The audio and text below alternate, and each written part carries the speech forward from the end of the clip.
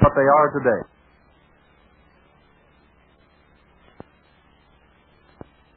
Operated in this series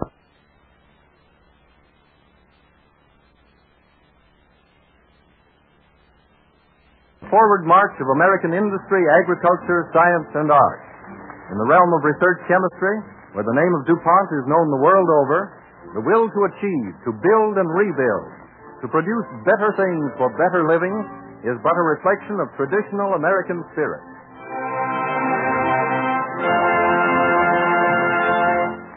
Tonight we are pleased to announce our star player, a favorite of the stage and screen, a man who is not only an actor but a distinguished playwright and director, Mr. Frank Craven, who will be heard in the first episode as Josiah Quimby, a resident of Sacramento, and in the second as Henry Fowler, a Western farmer of the present day.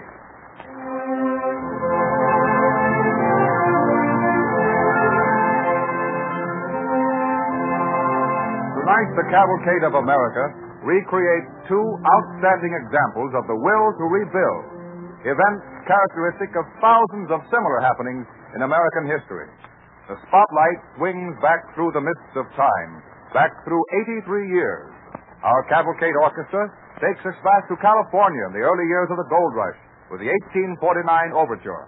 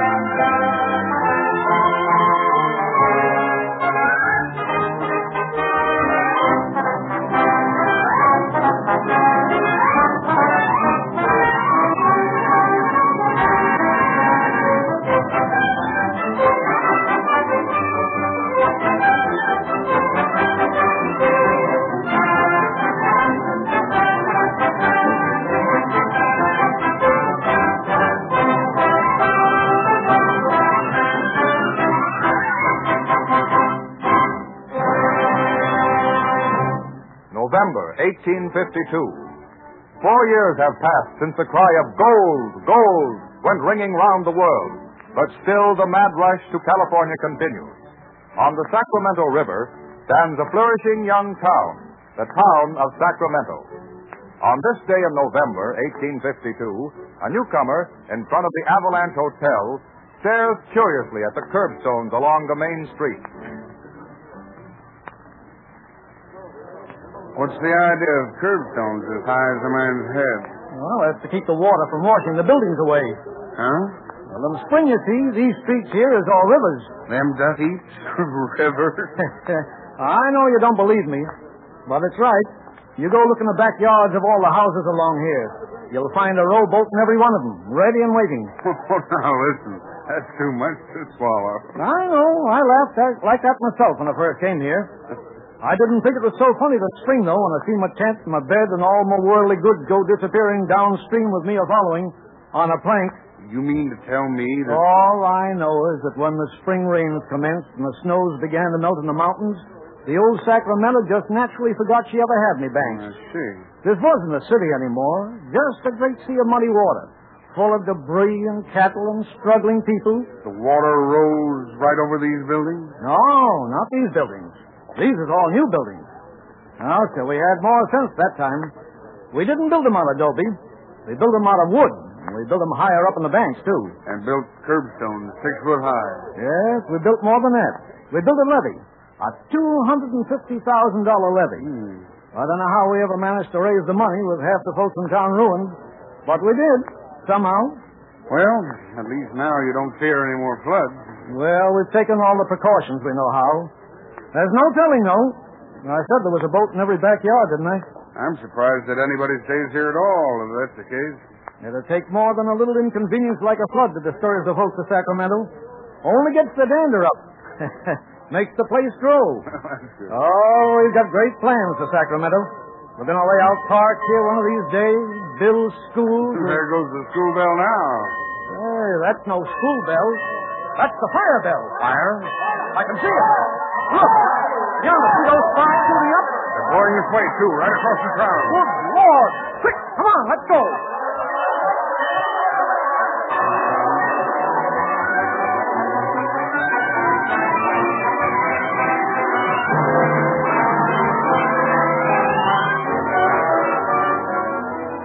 For many hours they struggled against the devastating flames.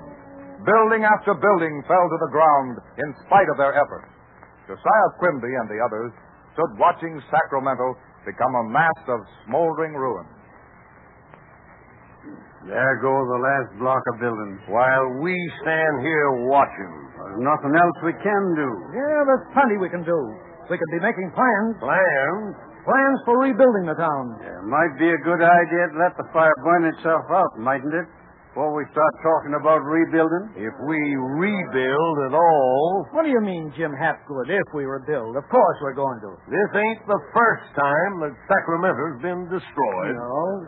Twice already the town's been wiped out by floods, and now comes this fire. Well, Jim, sometimes the Lord has a way of trying our souls to see what stuff we're made of. And he's going to find out, too, pronto. He's going to see the city of Sacramento rise up out of these ashes bigger and finer and stronger than ever. Well, we've got no time to lose. Old weather will be on us before we know it. We ought to start rebuilding just as fast as we can get the debris cleared away. Well, we can get lumber up here from San Francisco in a couple of weeks. Yeah, we'll need more than lumber than San Francisco's got to rebuild all of Sacramento. Well, there's big supplies in Stockton, Marysville, Nevada City. We'll need all of them. All the lumber we can lay our hands on. Hundreds of thousands of feet of it. Hundreds of thousands? That's $70 a thousand? That's the price they're asking in the market now. But just let them hear what's happened. Let them find out that Sacramento's been destroyed by fire. That we need lumber the worst way in the world, no matter what it costs. Yell loud enough, and perhaps they will hear about it down in San Francisco. But keep quiet till after we've put our order through. How can you keep a thing like this quiet? The burning of one of the biggest cities in California, the news will travel like lightning. You know how slow the mails are. If we start out right now, tonight, and stop for nothing, we ought to get to San Francisco and the rest of these places before anybody else traveling that way carries the news to them. And if they do hear of it before you get there... Well, then that will be just one more piece of hard luck for Sacramento. But at least we can try.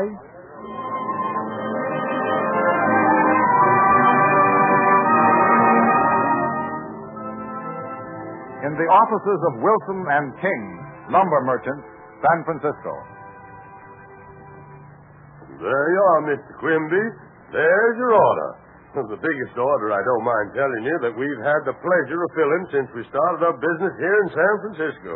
And if you'd had any more lumber you could have sold me, I'd have bought that, too. You're a speculator? No, I'm just acting as agent. Do you mind telling me for who?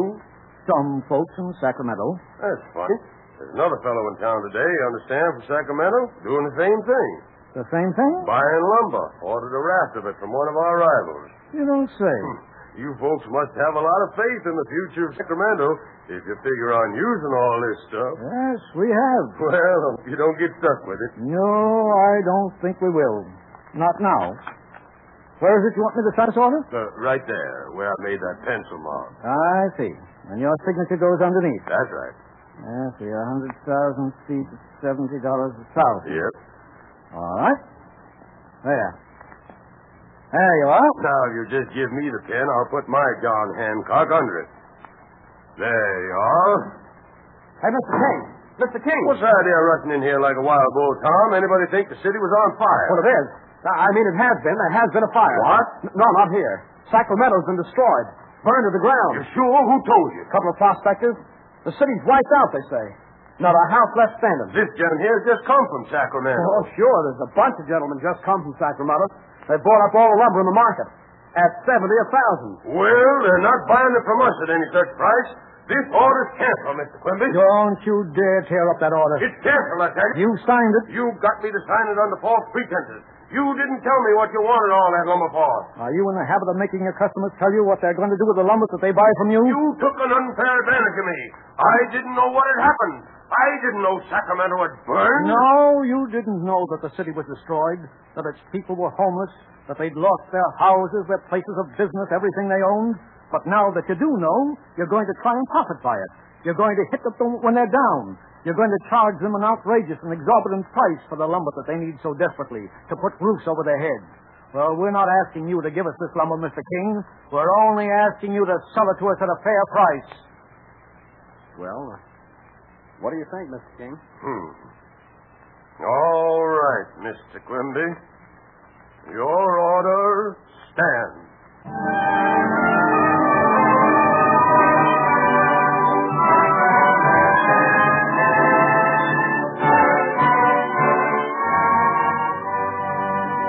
Through the years, to the present day, Americans in many communities have demonstrated many times that the will to rebuild is a trait deep set in the American character.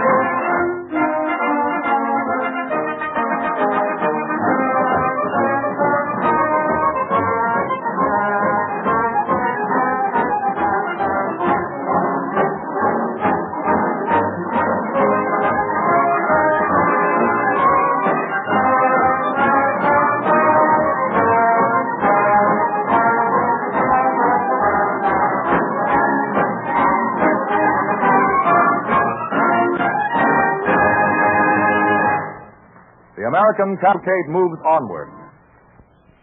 The will to rebuild is as strong today as it ever was. It is spring 1935, and over the Great Plains region of America, for months no rain has fallen. Starved livestock grub the parched fields. Trees and grain choke for moisture. Farmers scan the skies prayerfully, hopeful that rain will soon come to end the rising dust. One afternoon in March of this year, Henry Fowler, played by Frank Craven, a farmer of the blighted region, and his small son Jimmy are making family purchases in a general store. Will there be anything else, Henry? No, I guess not, Tom. That's all your mother wanted, wasn't it, Jimmy? Yes, but you said I could have a chocolate bar, Dad. So I did. Well, give the boy a chocolate bar, Tom. That's right, Jimmy. Don't you let your pa forget that. Yeah. Here you are. Thank you, Mr. Wilson. Beats all how it don't rain, Henry. Oh, it's bound to rain before long. I'm looking for a good year this year. Your pa's optimistic, Jimmy. I don't know what folks will do if the dust don't let up pretty soon. One good rain will fix the dust. Here's your money, Tom. Come on, Jim. We've got to get us for home. So long, Tom. So long. Bye-bye, Jimmy. Bye, Mr. Wilson. Bye-bye, little man.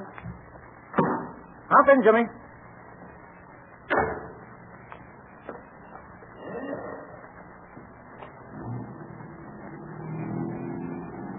It's getting dustier than ever. Gee, Dad. What did he mean? What did who mean, Jimmy? Mr. Wilson in the store. When he said he didn't know what folks would do if the dust doesn't quit. Well, he meant it to be pretty bad for the crops if the dust gets bad. Nothing will grow? On our farm either? Well, not if it gets real bad. Oh, that's all right. We can buy stuff at the store, can't we, Dad? Huh? Yes, sure, son. Yes, we can buy stuff at the store. Gee, getting dark. Dad, quick, look. What? What is it? That big black cloud. Maybe it's going to rain. No such luck, Jimmy. That's dust. Dust? Quick, roll up that window. I'll turn on the lights. Gee, getting just like night out. Now, don't get scared, son. We're almost home. I'm not scared, Dad. Getting worse by the minute. Hold your cap to your face, Jimmy. All right, Dad. Are you scared, Dad? No, but we won't be able to see the road if I hope your mother's... The car stopped, Dad. Huh.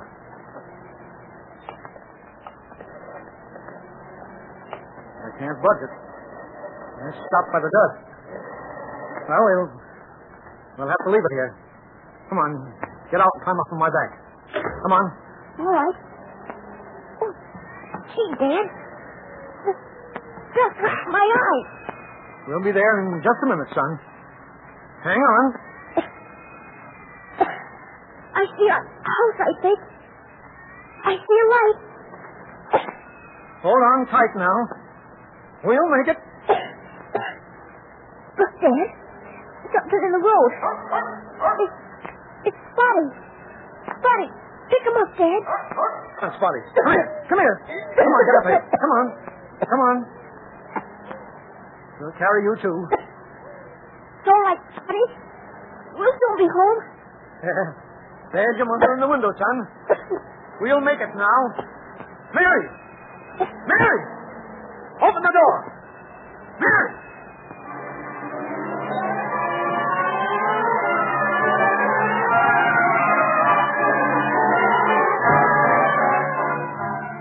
March 25th, 26th, 27th, 28th, March 29th. 5 endless days and nights a dust storm rages, the worst in the history of the Southwest. Helpless to combat it, unable to save the crops or livestock, the Fowler family huddle in the house. March 30th.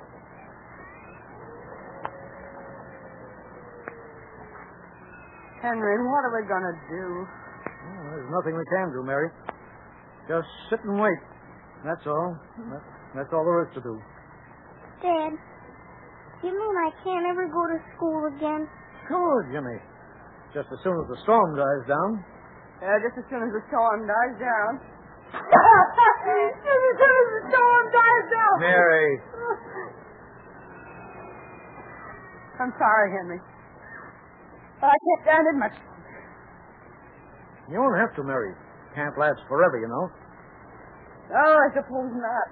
5 days. Oh, look at this house. Dust everywhere. Comes in the windows even when they're open. Well, don't forget we're not the only ones. We've got a roof over our heads anyway. Gee, I feel sorry for the cattle and sheep and dogs like Spotty if they're outside. Don't you think you ought to go to bed, Jimmy? Oh, no. I can't sleep anyway with the old dust on my nose.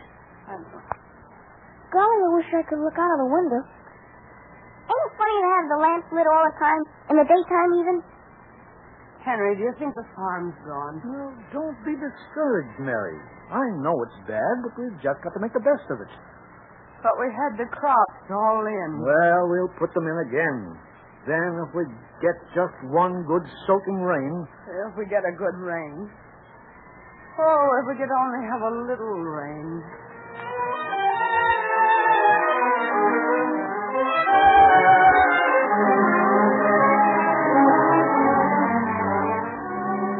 Next morning, the wind has died a little, but the air is still loaded with choking dust. There has been no dawn, no sun. You get any sleep, Mary? Yes, a little, Henry. It's so hard to breathe. Oh, of course, the wet clogs help. Oh, I wish I could do something. Anything except just sit here. I can see out of the window. Ooh, look at that cherry tree. The whole trunk is buried. Can I go to school today, Dad? School? Mary? That gives me an idea. What? Wait a minute. What's Tom's number? What? Tom, I know. Hello, Central? Are the lines open? Good. Central, call 74, ring 2. Yeah. Hello? Hello, Tom? This is Henry. Is anybody getting through to town? A few, huh? Well, look. Can you be at the schoolhouse in 2 hours? Fine. Tom, phone some of the neighbors on your line, and I'll call the folks around here. Yes. Tell them to be at the schoolhouse in 2 hours. Well, tell them to get through somehow. I'll see you later. Oh, but you can't do it, Henry. You know the car's broken down. Well, then I'll make it on foot. Hello, Central. 87, ring 1.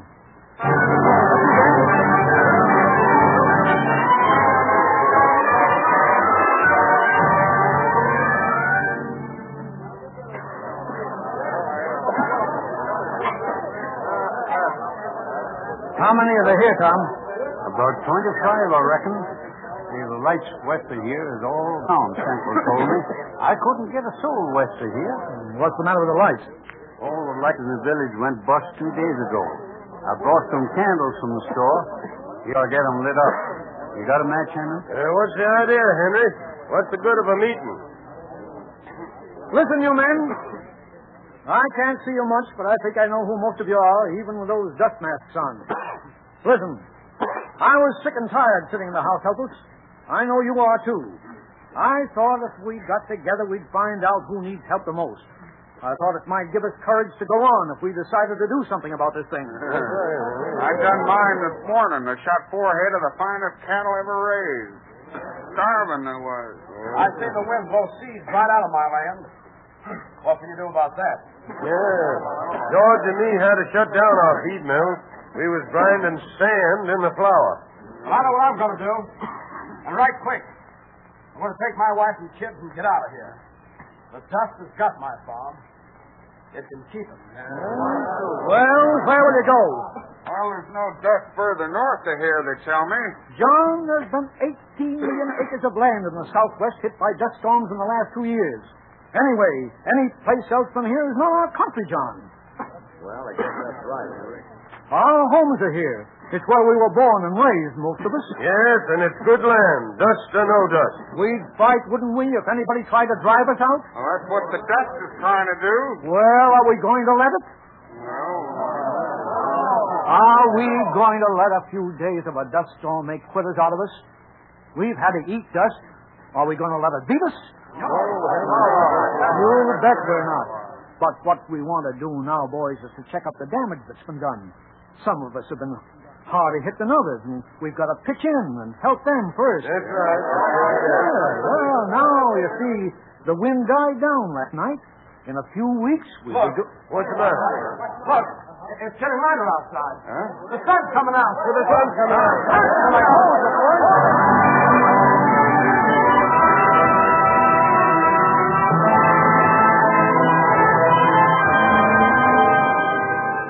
And so, on the morning of March 30th, hope comes to the stricken country.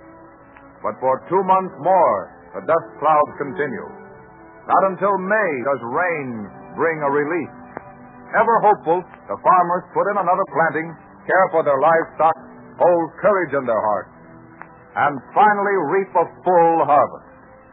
And so, one day this fall, Henry Fowler and Jimmy are jogging again over the same road toward the general store.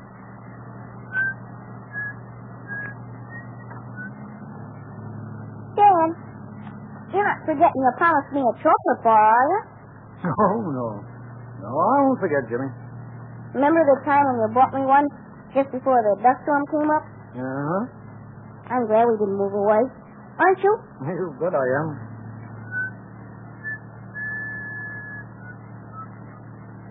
Will I own a farm someday when I grow up? Of course you will. Just like your grandpa and me. Will there be dust storms then too, Dad? Maybe not, Jimmy. Maybe by the time you own the farm, we'll have found some way to prevent them. Oh, I wouldn't care if there were. I'd stay. Just the way you and Mom did. Sure you would. And when you grow up, you'll understand the reason you'll stay. We're the sticking kind, Jimmy. Like your grandpa and my grandpa. What we struggle to get, we fight to keep. That's our heritage. You can't understand that word yet. But someday you will, Jimmy. Someday you will.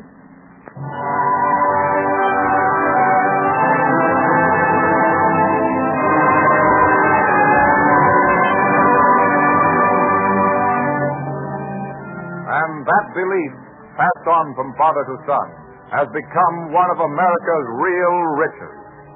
We salute their courage, both the fathers who have handed down the will to rebuild to their sons, and their descendants, who today are carrying on this outstanding attribute. Heroes in the Cavalcade of America.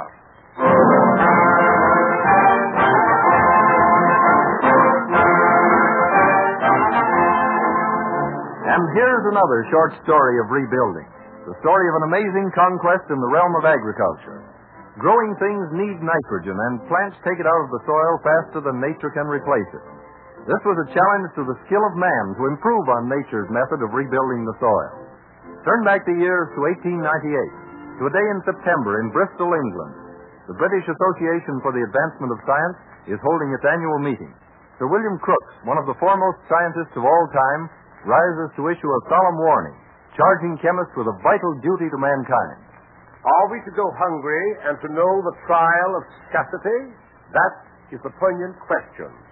Let us remember that plants create nothing. There's nothing in bread that is not absorbed from the soil in the air. And unless nitrogen is returned to the soil, its fertility must ultimately be exhausted. The fixation of atmospheric nitrogen, therefore, is one of the great discoveries awaiting the ingenuity of chemists.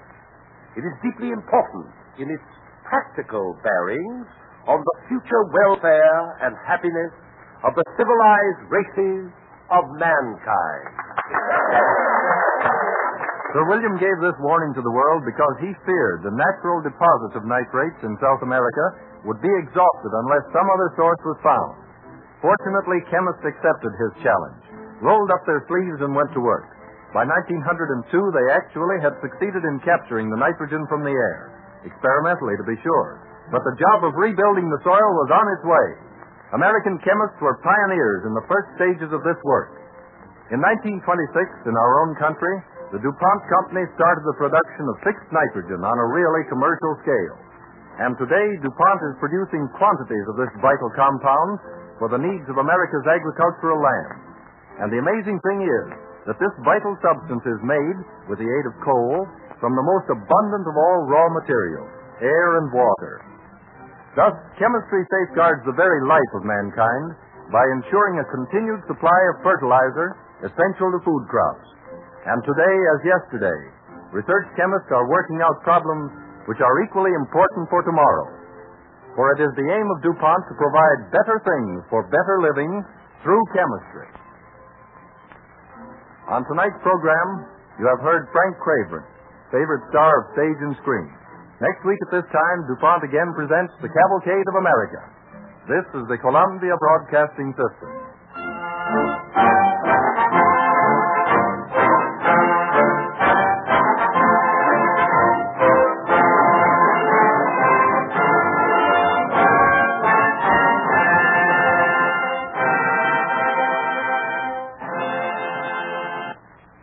WABC, New York.